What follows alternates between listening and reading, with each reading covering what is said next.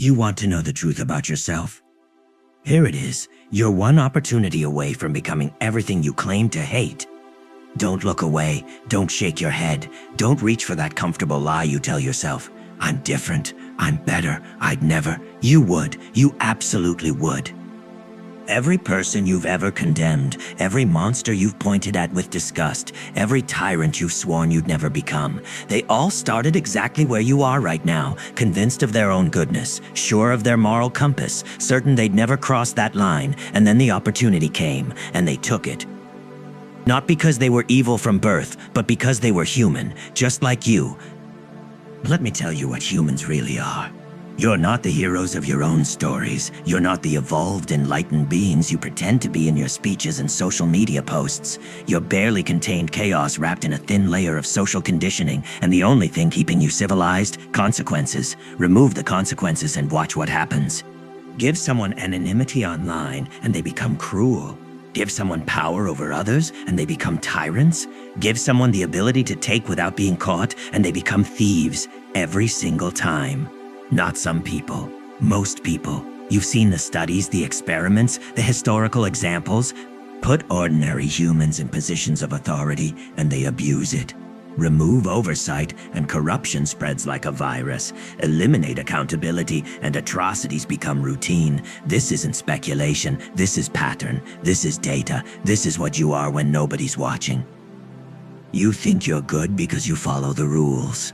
But you only follow the rules because breaking them costs too much. You don't steal because you're moral. You don't steal because you fear prison, shame, consequences. You don't hurt people because you're kind. You don't hurt people because society punishes violence and you need society to survive. Strip away the punishment and what's left? Let me answer that for you. Impulse. Desire.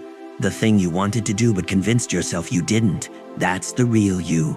The one you hide, the one you pretend doesn't exist, the one that surfaces in your fantasies, your intrusive thoughts, the dark corners of your imagination you never speak about. You know exactly what I'm talking about. Everyone does. Everyone has that shadow self. The difference between you and the monsters you condemn isn't that you lack the shadow, it's that you haven't been given the right opportunity yet. Here's the thing about power. It doesn't corrupt, it reveals. Power doesn't turn good people bad. Power strips away the pretense and shows you who they always were underneath the fear of consequences. Think about it. The boss who abuses employees, you think getting promoted made them cruel. No, the cruelty was always there. They just finally had the power to express it without repercussions. The politician who exploits their position, you think office corrupted them? No, the greed was always there. They just finally had access to resources they couldn't reach before. The partner who becomes controlling, you think commitment changed them? No, the need to dominate was always there. They just waited until you were trapped before showing it. Power is a truth serum. It reveals what was hidden, and when it reveals you, you won't like what you see. Let me walk you through what happens. You get a little power. Maybe it's a promotion. Maybe it's a position of authority. Maybe it's just information nobody else has. Maybe it's influence. At first you tell yourself you'll use it responsibly. You'll be different. You'll be the exception. You'll be fair, just, careful, and for a while you are. But then something shifts. Someone challenges you, and you realize you don't have to tolerate it anymore. You have power now. You can shut them down. You can make them pay. You can remove them, and it feels good, better than you expected. So you do it again. Someone questions your decision, and instead of listening, you remind them of your authority. Someone inconveniences you, and instead of patience, you use your position to make them go away. Someone threatens your status, and instead of competition, you eliminate them. Each time, you tell yourself it's justified. They deserved it. I'm just protecting what's mine. This is how the world works. The rationalizations come easier each time. And before you realize it, you've become exactly what you swore you'd never be. A person who uses power to serve yourself. A person who punishes disagreement. A person who believes their position makes them right. You didn't change. You just finally showed your real face. You want to know why every revolution eats its own children? Why every movement for justice eventually becomes authoritarian? Why every leader who promises to be different ends up the same? Because humans don't want equality. They want to be on top. They don't want fairness. They want advantage. They don't want justice. They want revenge dressed as justice. You've seen it 1,000 times. The oppressed become the oppressor the moment they gain power. The victim becomes the abuser once they're no longer vulnerable. The revolutionary becomes the tyrant once the revolution succeeds. Why? Because the problem was never the system. The problem is human nature. You, me, all of us. We're wired for dominance, for control, for self-preservation at the expense of others. Civilization is just a thin agreement to pretend otherwise, but give anyone enough power and that agreement dissolves. The mask comes off, and you see what was always underneath. Let's talk about temptation. You think you're strong, you think your values are solid, you think you know your limits, but you've never really been tested. Not truly. You've resisted small temptations. You didn't cheat on that test because the risk was too high. You didn't take that money because you'd get caught. You didn't hurt that person because there were witnesses. You mistake risk calculation for morality.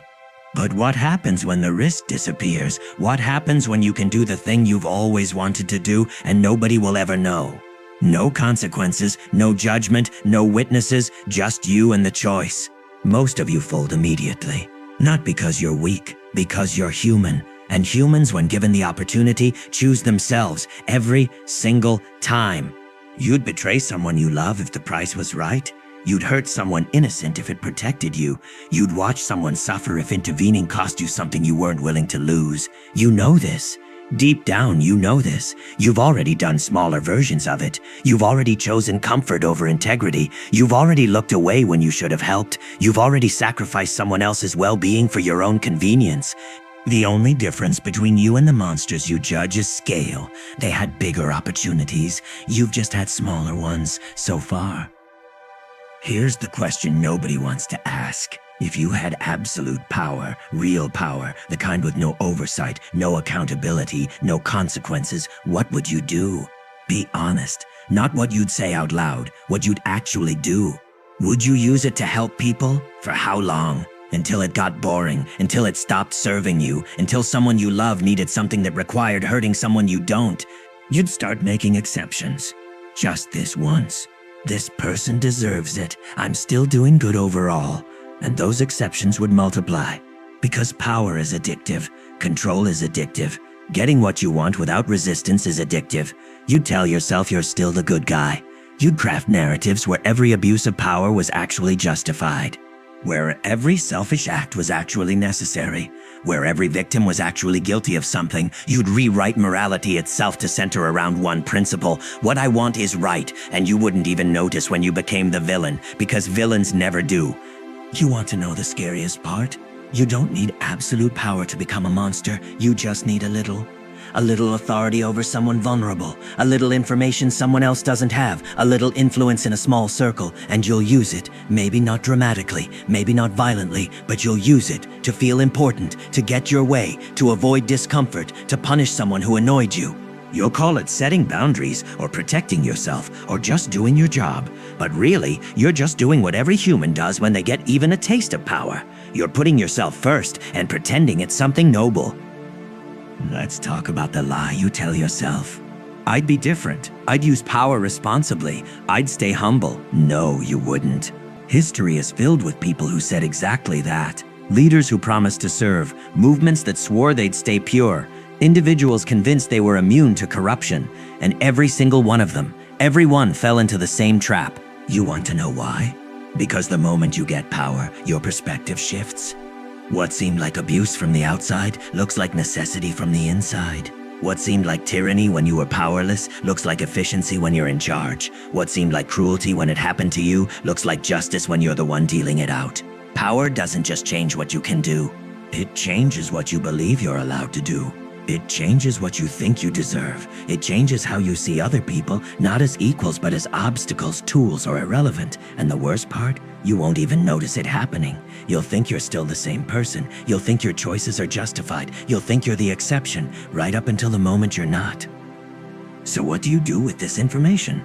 You could reject it, call me cynical, insist you're different, cling to your illusions of inherent goodness. That's what most people do. It's comfortable, it's safe, it lets you keep believing you're one of the good ones. Or you could accept it. Accept that you're not inherently good. Accept that given the right circumstances, you'd become something terrible. Accept that morality isn't a fixed trait, it's a constant choice made under pressure. Accept that you are, at your core, a survival machine capable of horrifying things when threatened or empowered, and then use that knowledge to stay vigilant. Because here's the thing, knowing you're capable of evil doesn't make you evil. Denying you're capable of evil is what makes you dangerous. The person who believes they're incapable of cruelty is the person who won't notice when they start being cruel. The person who believes they're immune to corruption is the person who will rationalize every compromise. The person who believes they'd never abuse power is the person who'll abuse it while calling it something else. But the person who knows, really knows what they're capable of, that person stays awake. That person questions their own motives. That person builds safeguards against themselves. That person doesn't trust their own righteousness. That's not weakness, that's wisdom. You are not a good person. You're not a bad person either. You're a human person, which means you're capable of both profound kindness and unspeakable cruelty, which means you contain multitudes, generosity and greed, compassion and callousness, love and hate, which means the version of you that emerges depends entirely on context, opportunity and choice. You are not fixed. You are not safe. You are not immune to the patterns that have played out across all of human history. Every atrocity was committed by someone who believed they were justified. Every tyrant started out thinking they'd be different. Every monster was once someone just like you, convinced they'd never become what they became. The difference between you and them isn't your nature. It's your circumstances, your access to power, your opportunities for cruelty. Remove the barriers, and you'd cross the same lines. Maybe not today, maybe not tomorrow, but eventually, because that's what humans do. So here's your choice. You can keep pretending you're above it all, that you're special, that you'd never, and you can sleepwalk into becoming exactly what you deny. Or you can accept the truth. You are dangerous. You are corruptible. You are one bad day, one tempting offer, one moment of unchecked power away from becoming someone you wouldn't recognize, and you can use that fear, not to paralyze you, but to keep you honest. You can build a life where you never get too much power, where you surround yourself with people who'll call you out, where you question every impulse that serves only yourself, where you treat your own certainty as a warning sign, not a virtue. You can stop judging others for falling into traps you've simply never encountered. You can start recognizing that moral superiority is a delusion, that the only thing separating you from the people you condemn is luck and circumstance. That empathy isn't feeling bad for victims. It's recognizing you could have been the perpetrator. That's the dark truth about human nature. You're not the hero. You're not even neutral. You're a threat to yourself, to others, to everything you claim to value. The only question is whether you'll admit it. Whether you'll respect what you're capable of, whether you'll build your life around limiting your own power instead of seeking it, because power will come, opportunities will arrive, temptation will whisper, and in that moment, the only thing standing between you and monstrosity is whether you remembered you're human, and humans, given the opportunity, will almost always choose themselves. The question isn't whether you're capable of it. You are. The question is whether you'll see it coming, and whether you'll have the courage to walk away from the power you've always wanted. Most won't. History proves that. But maybe, just maybe, knowing what you are can help you choose to be something better, not because it's in your nature, but in spite of it.